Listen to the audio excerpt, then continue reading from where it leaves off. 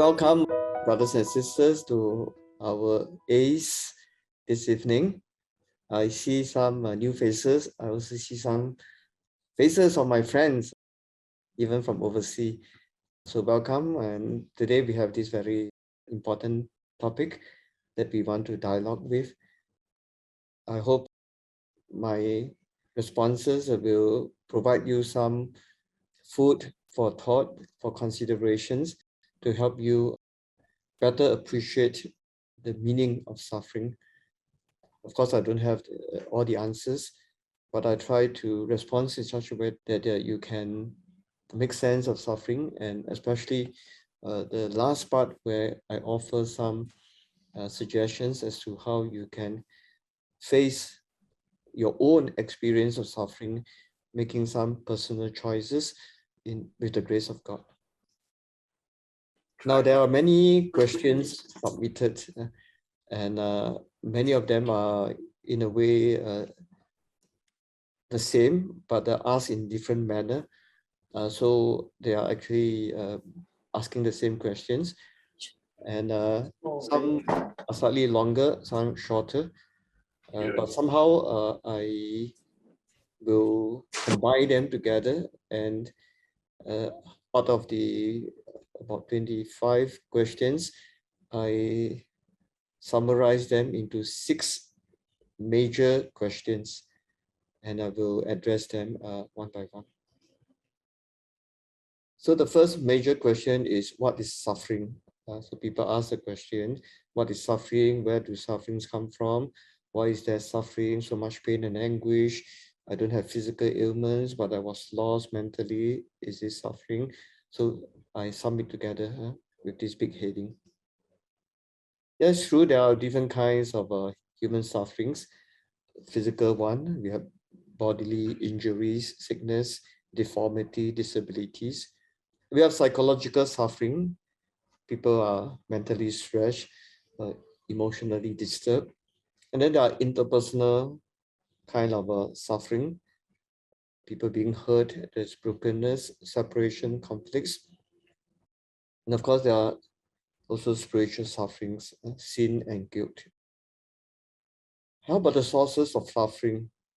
Some of them are obviously self-inflicted because of abuses and addictions, or sometimes unknowingly we overwork, we are careless with our own management, and we are restless, so accidents, poor diet, inadequate rest, lack of exercise. So all these can be causes of our physical sufferings, illnesses, diseases, and accidents. So obviously we know that those are in some way self-inflicted. And then there are causes that are environmental, where our earth, our water, air contaminated, and very often due to human abuse and irresponsibility. We sometimes big factories, they dispose of toxic waste into the water, to the air, and so forth. And personally, I'm quite convinced that some of the illnesses that we are experiencing, such as cancer, why it happened, and it happened to people of all ages, is because our whole environment is already intoxicated. The soil that we have, the plants are poisoned, air poison, water poison, also all the fish, sea animals are poisoned, and we eat actually poisons out of all these producers. And of course, that is human problem. And then interpersonal conflicts among us, we have rivalry, jealousies, competitions, fights, and all that, which results in a lot of pain interpersonally. And then at a more higher level, at the wider community, we have all the social structural failures that often caused by men. Therefore, social inequality, prejudices, discriminations, oppression, exploitations, and all that. And we see that all these leads shows that human persons, to a large extent, either individually or collectively, we are the causes of human sufferings. But then there are also natural disasters like earthquake, typhoon, tsunami, volcanic eruption, drought, and flood. And to a large extent, we are not responsible for those things. Although certain things may be, say, landslides, and sometimes it's because of human abuse of the land over the way we manage the trees and so forth. So because some of these, but many of them, we are not sure why that happened, and we have no control over natural disasters. And then of course there are biological disasters, viruses and bacteria, and they are in nature, and which cause our human system malfunction. So we see that, yeah, we human persons contribute to a large extent our own sufferings, but at the same time, there are some other instances where perhaps we are not directly responsible. But the fact is that, yeah, there are all kinds of sufferings that we have in this world. So in conclusion, this first part, we know that sufferings are caused very often by human persons, directly or indirectly, and we inflict suffering to self and to others. And sometimes sufferings are due to our inability to cope with our environment, diseases, natural disasters that are beyond human control. So come to these more personal questions. When we suffer, either we got a sickness, we got an accident or something like that, we would ask this question, why me? Why me? Why do I have to suffer, or why do this little boy has to suffer? Why my cousin has to suffer? And therefore, I ask also the question, is suffering fair, especially if the person who is suffering seems to be innocent, through no fault of that person? And then we ask that general questions, why do bad things happen to good people? And then some even suffer from the very beginning of their life. Why are some people born differently as compared to others? Either their social, cultural background or their personal background. People born poor, born sick, born handicapped, etc. And yeah, these are very serious questions. First, to answer that, perhaps we want to realize that there is a tendency for us to actually make comparison. When I ask why me, actually, of course, I'm comparing with other people. And then I ask, what have I done to deserve it? And then when I ask why this person, also I'm making comparison. This person is only a child. This person is so innocent. This person seems to be so caring and so forth. Why this person is suffering? So in a way, we are comparing this person with someone else who is seemingly less innocent, seemingly less kind, and so forth. Of course, then sometimes we ask about groups, and not just individual suffering, group suffering. Why this group of people has to suffer? As in the case of some countries now facing internal, interracial conflicts, these migrations, and so forth. Why this group of people has to suffer? Is that fair? When we ask this kind of question, obviously we are making comparison. And when I ask the question, why me? And I realize that perhaps it is my fault, then I'm more likely to accept, because of my fault, now I have to suffer. Okay, I accept it. But when I think that I'm not at fault, then I would feel unjust, unfair, and I feel it unacceptable, intolerable. And a more general question we would ask is that, why do bad things happen to good people?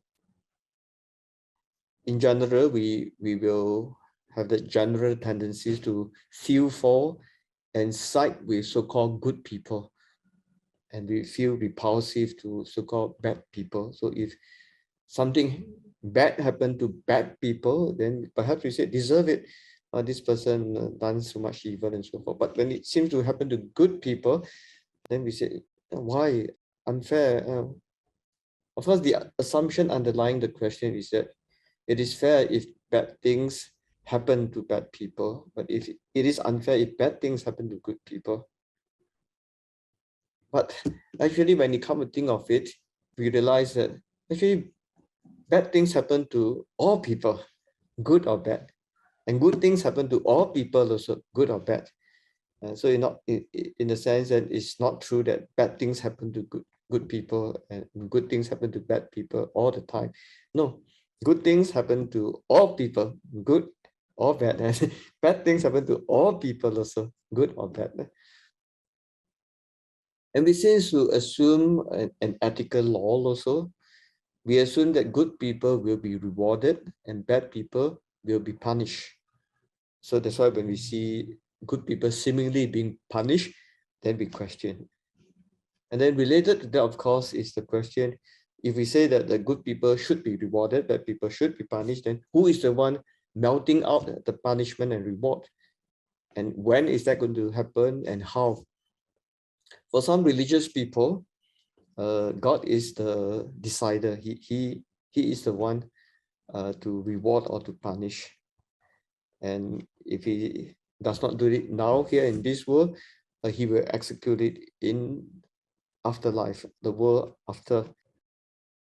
For religious people, they seem to be able to provide an easy answer by saying that somehow God will reward or punish, and God will reward the good people, God will punish the bad people. If not in this world, you will be in the world after. But in truth, actually, bad actions and good actions have their own inherent consequences. Bad actions, behaviors will recoil against the actors, and good actions will bear good fruits in the life of the person. We don't really need someone to melt out the reward and punishment. The other thing is that we have to be conscious, because when we say bad things happen to good people, sometimes we only think of in terms of material goods. So we say that, oh, how come good people is poor?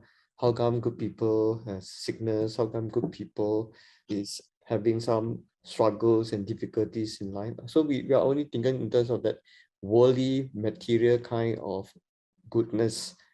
Often we have overlooked the immaterial goods, and they are in fact more valuable and more important.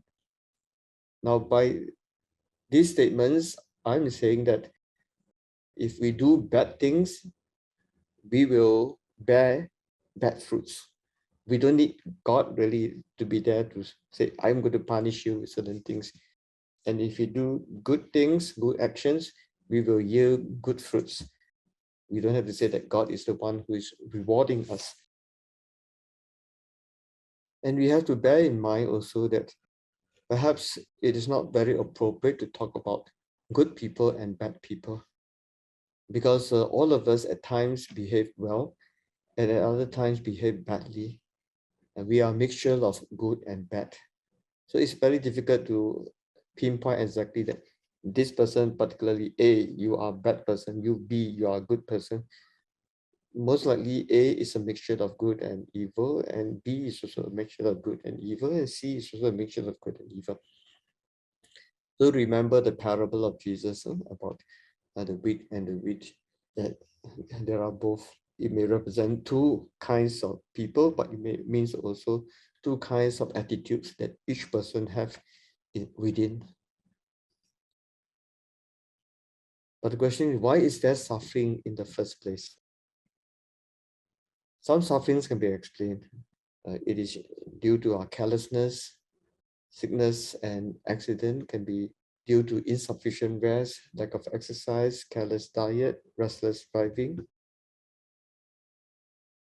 It may be due to our own inadequacies, anxieties and pressures due to poor management skills, inability, unwillingness to let go, lack of support systems, and so forth.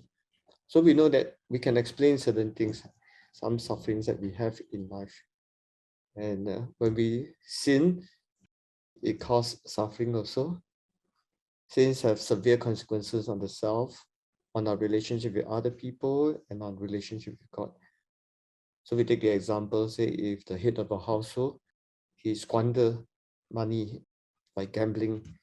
He may have a good income, a good job, but because of his gambling habit, then that results in not only he has to suffer, but his whole family will also suffer because of his irresponsibility. So we know that some sufferings can be explained, but some sufferings cannot be explained. They are incomprehensible. A person seems to take very good care of his health, exercise regularly, very careful of diet, still he falls sick. And then natural disasters occur unexpectedly. And even with science and technology, they are often unavoidable, and they cause loss of lives and damages to properties. And we don't fully understand why God allowed that to happen. In conclusion, some sufferings can be explained, some sufferings cannot be explained. Yet we know that suffering is a reality, part of our human experience. We don't have a complete answer to the problem of sufferings. Different people, different religion may attempt to tackle these questions, but we can't give a full answer to the mystery of sufferings. We have to acknowledge that suffering is a mystery. Now we talk about quite a number of questions that people ask with regard to what is suffering to do with God. So why does God allow human suffering? Is it God's intention to make us suffer? Is suffering the work of God or Satan? Why is suffering God's plan?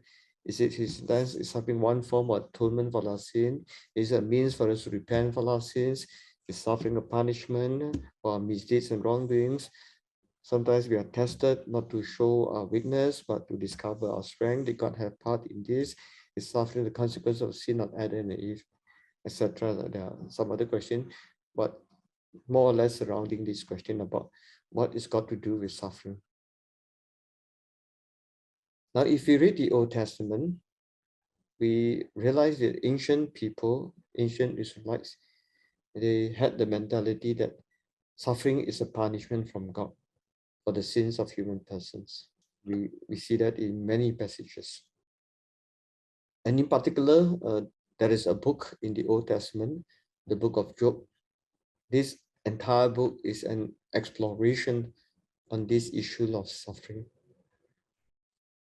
And in this book, the author attempted to answer the following questions.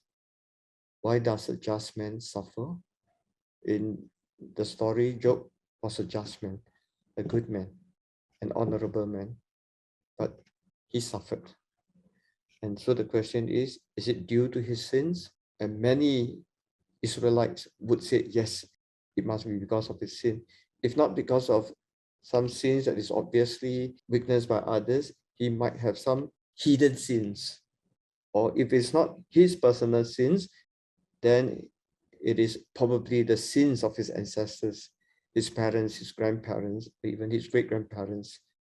And as a consequence of that, he has to suffer. And then also in the book of Job, there is this insinuation that actually suffering is inflicted by Satan and permitted by God. The book of Job says so. And it reflects the mentality that bad things come from Satan. So in ancient time, the Jews, some of them thought that way. And in fact, in some other culture, there are people who also thought that it is the evil power, it is Satan who is the one inflicting suffering on men with the permission of God. In many religion, God is still seen as more powerful than Satan.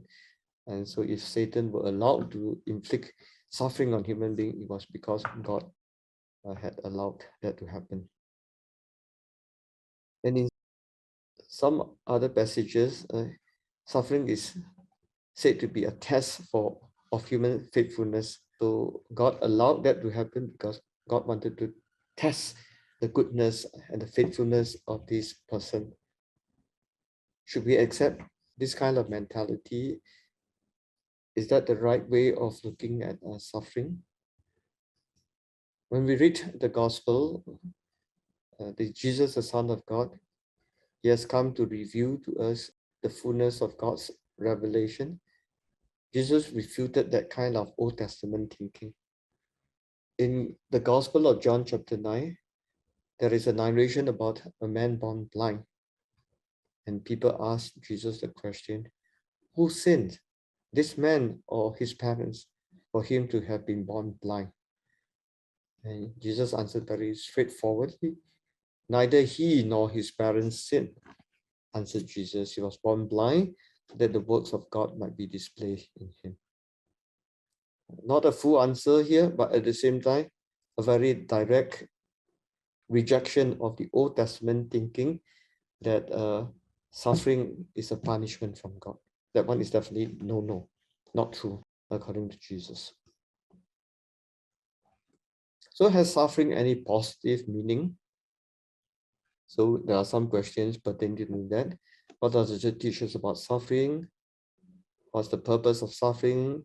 Is there a hidden meaning? What good does suffering do to us? Seems like it does more harm than good. Is there any meaning of suffering? Is suffering meant to help us grow?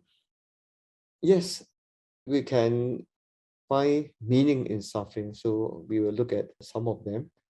But I say they don't fully explain the mystery of suffering, but we do manage some answers as to the meaning of suffering. One is that it is a warning of danger. So physical pain indicates that something is not right and remedy must be taken. For example, if you have certain sickness, that sickness is a warning to you that high blood pressure, high cholesterol, things like that. It may be an indication that you are not living a healthy lifestyle in terms of your diet, in terms of your rest, in terms of your exercise, and so forth. And therefore, that sickness is a warning to you that you better do something about it. And it can be a challenge to repentance. In the story of the prodigal son, the young son proudly asked for the share of inheritance and then went off. But in a short span of time, he squandered all the money. And after spending all his money, he experienced extreme poverty and hardships. And because of that pain, the suffering that he had to endure, he repented. He talked to himself, in my father's house, even my servants, they have enough food to eat and so forth. So I will go back. I will tell my parent that I've sinned against heaven, I've sinned against you, and so forth. Take me back, at least as a servant. So suffering in his case is a challenge to him to repent. The psalmist says, before I was afflicted, I went astray, but now I kept thy word.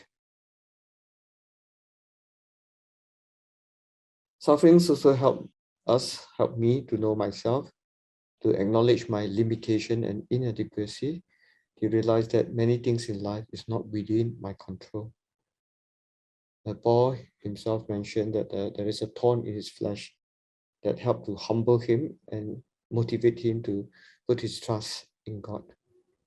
In my pastoral ministry, I at times visited people who fell sick, and instead of blaming God and blaming people around them, many of them confessed to me that, Father, in the past I've been very proud. I think that I can do a lot of things. I think that I can live without God, etc. But with this sickness, then I come to realize I'm so frail, I'm so vulnerable. Many things in life actually beyond my control. it really helps me to be humble, to learn to recognize the reality of our human weaknesses. And suffering can be also a training and development of characters. Suffering strengthens a person's character, helping him to grow strong, wise, and patient. It is said that a sailor who has been through rough weathers and rough sea will become a better sailor. Through that tough experiences, then he learned how to navigate better. And a cocoon, the womb in the cocoon before it turns into a butterfly, had to endure the pain of struggling, emerging from the cocoon before it can fly freely. So yeah, trials, difficulties, hardships can be a form of training to develop our character. James chapter 1, verse 2 to 4 said, you will always have trials, but when they come, try to treat them as a happy privilege. You understand that your faith is only put to the test to make you patient, but patience too is to have its practical results so that you will become fully developed, complete, with nothing missing. And suffering can also be an occasion for us to come to know God. So in the book of Kings, we have the story of the Syrian Naaman. Yeah, he had leprosy and he sick cured in his own country, but he could not be cured. And so he came all the way to Israel and looked for the prophet. And the prophet asked him to go to the river to bathe. And at first he did not want to, but then his servant told him, if he asks you to do something more difficult, would you not do? Now he's just asking you to do a simple thing to wash in the river Jordan. Why don't you do? And so with humility, he went. And after being cured of his leprosy, he praised God for his healing power. So in this example, it was an occasion for his faith in God. And it can happen to us also. Suffering can also be a good moving force for us to be more sympathetic towards others when we experience suffering, so that we can also help those who suffer.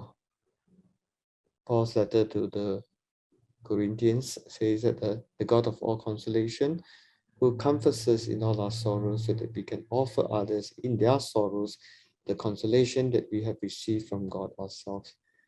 Yeah, when we have gone through a certain experience, painful experiences, then we will be in a good position to assist others now who are going through the same difficult situations.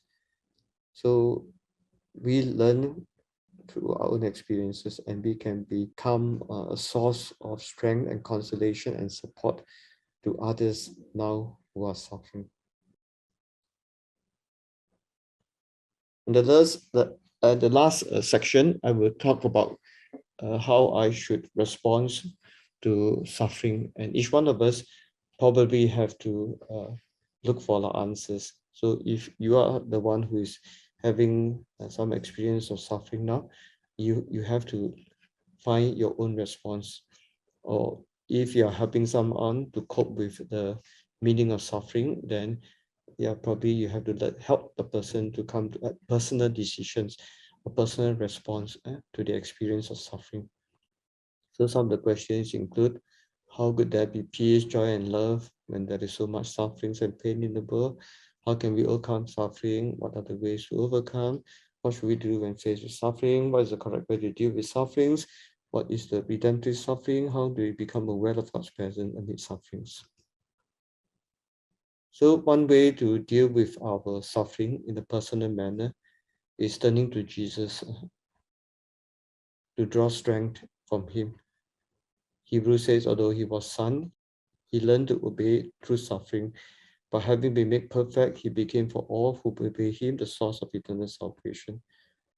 And likewise, let us then have no fear in approaching the throne of grace to receive mercy and to find grace when we need help. Although we can't fully experience suffering, even though we say that some sufferings can be explained, but by some other times we can't explain or we can't fully explain. But one thing we are sure is that Jesus himself has come to share in our human conditions.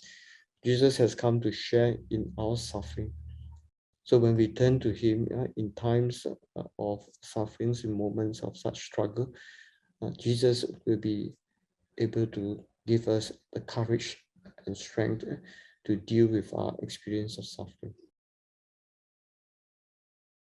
In the Gospel of Matthew, Jesus said, "Come to me, all you who labor and overburdened, and I will give you rest. Shoulder my yoke and learn from me, for I'm gentle and humble in heart, and you will find rest for your souls. Yes, my yoke is easy and my burden light." We cannot fully explain suffering. We find it difficult to understand, especially why I am the one who is suffering. Nonetheless, we know that Jesus Christ, the Son of God, has taken on the human form to share in our human conditions. He understands what is suffering, and he is with us. He is willing to bear the burden with us. So when we turn to him, he will give us that consolation, that peace and rest. When we cope with the particular suffering, sickness, there are two extreme views. So either extreme is wrong. So we need to have a balanced view with regard to sickness. So what are these two extreme views? One is that I only have to pray, God will heal me if I have faith. So I don't want to see doctor, I don't want to do anything else. So this view is based on the misunderstanding of the verse, ask and you will receive. Since God has promised me, ask and you will receive, then yeah, I just ask, God will heal me. And we know that Jesus tells us that we have to pray in his name. But when we say we pray in his name and the prayer will be answered, it means that we must pray according to his will. And the will of Jesus may be that we will not be healed of our sickness. So it's not true that just because I pray, just because I claim to have faith, God must heal me, and therefore I don't have to do anything else. That is an extreme view, which is not true. But the other extreme view is that I rely only on science and medicine and human effort. I don't need God. It is true that I must do what I can, and there are things that I can do or I should do. For example, to overcome poor health due to lack of rest, recreation, exercise, and poor diet, then I must do something to have proper diet, rest, exercise, and to develop a balanced lifestyle. And if I'm sick, I see the doctor and I seek medical help and so forth. But then I also must admit human limitations. I do my best, the doctors do his best, but still there are things that are beyond our control. The book of Ecclesiasticus, the other name for the book of Ecclesiasticus is Ben Sirach, says we should see doctors. They are God's gift to us. And he says that we should pray and put our trust in God and surrender our will to him. So we need to do both. We need to do what we can, including seeing doctor. But at the same time, we need to pray, to put our trust in God, to surrender our will to him. We will avoid the two extreme of just wanting to pray and do nothing else, and just trusting in science and medicine and do not pray. That would be two errors. We know that sometimes God permits miracles.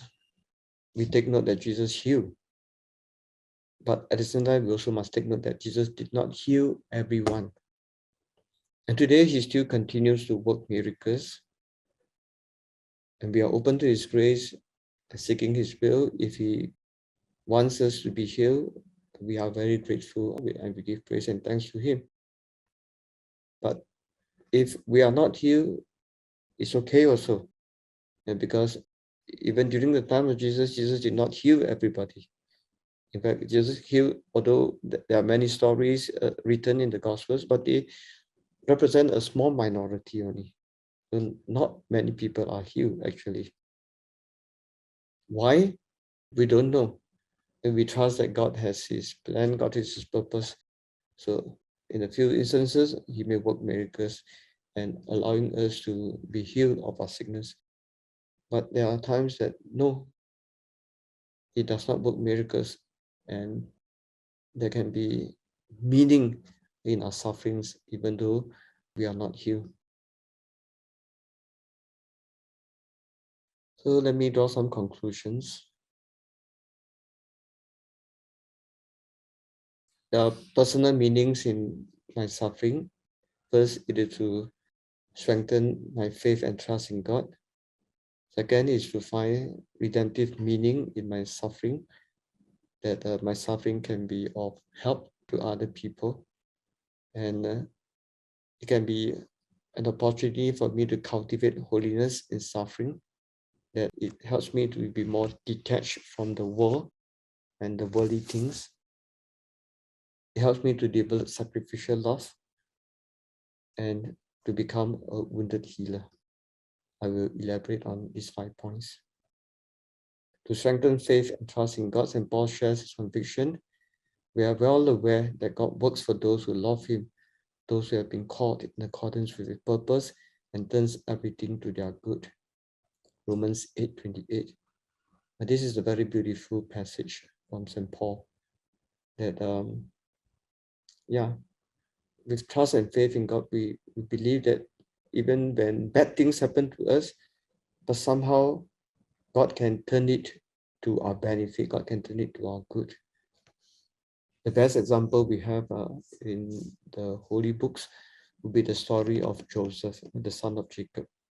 His brothers envious of him, and they wanted to kill him, but eventually they did not, but they sold him as a slave, and then the merchant slave brought him eventually to Egypt.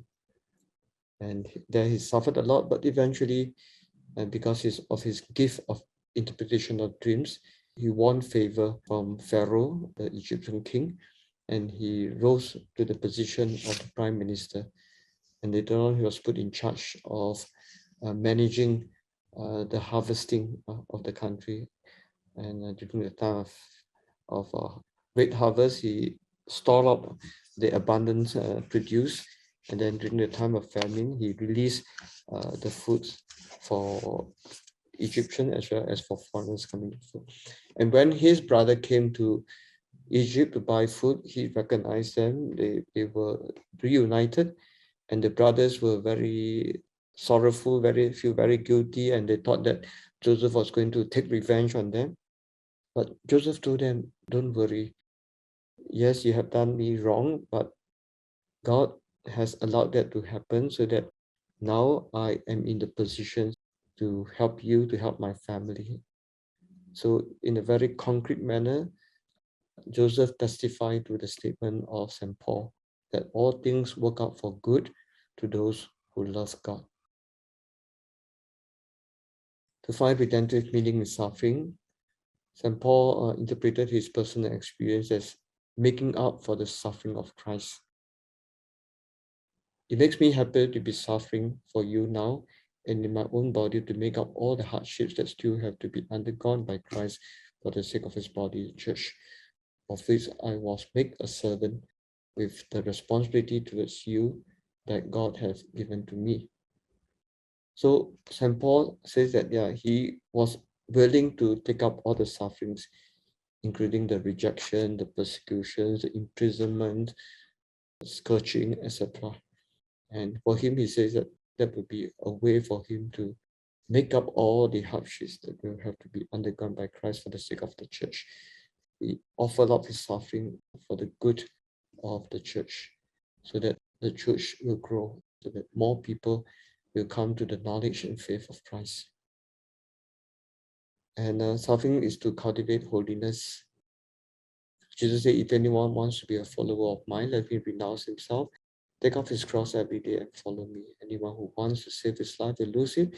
Anyone who loses his life for my sake will save it. What benefit is it to anyone who win the whole world and for fit or loose is very soft.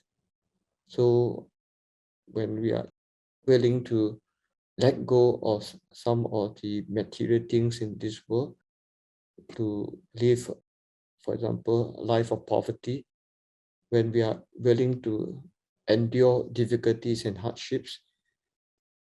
I have the picture of Mother Teresa here, when she was on the mission of trying to help the homeless, the dying, and so forth. She was initially not appreciated by many people, and some people accuse her of actually profiting from them. Some people accuse her of just wanting to gain fame. Some people accuse her of this and that. But she surrendered all that to God. And she believed that by accepting those hardships and sufferings and all that, she would be able to do even more for the people that she cared for. The next point is to develop sacrificial love, the ability to transcend self, going beyond my pain, my suffering, my trouble, to care for others.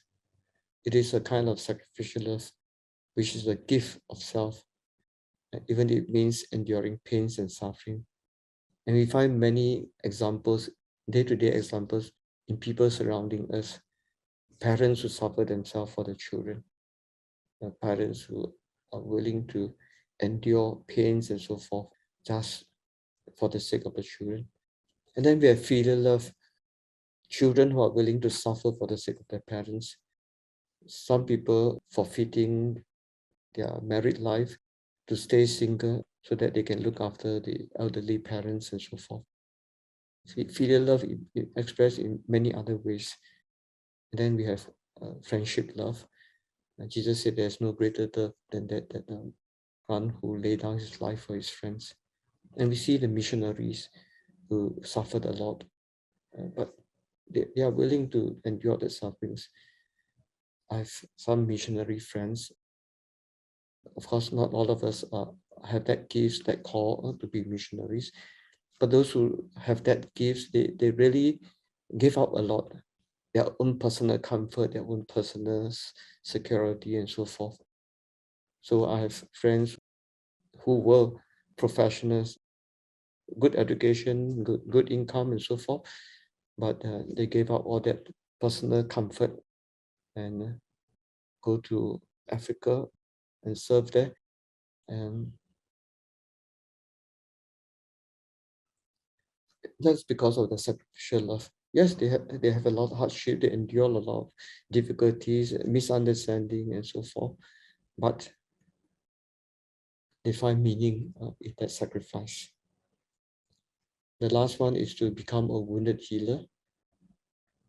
God supports us in every hardship so that we can come to support others in every hardship of theirs because of the encouragement that we ourselves receive from God.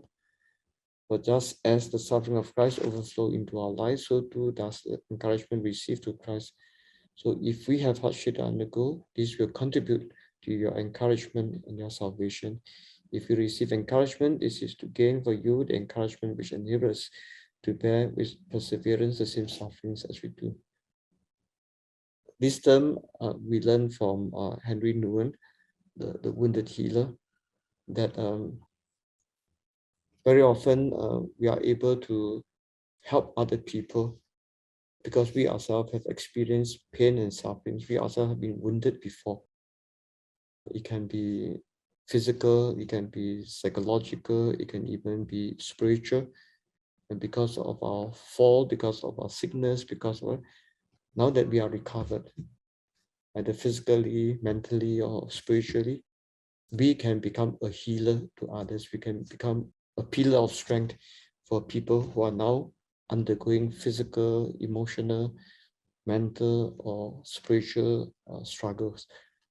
So our experience of suffering enable us to be a wounded healer.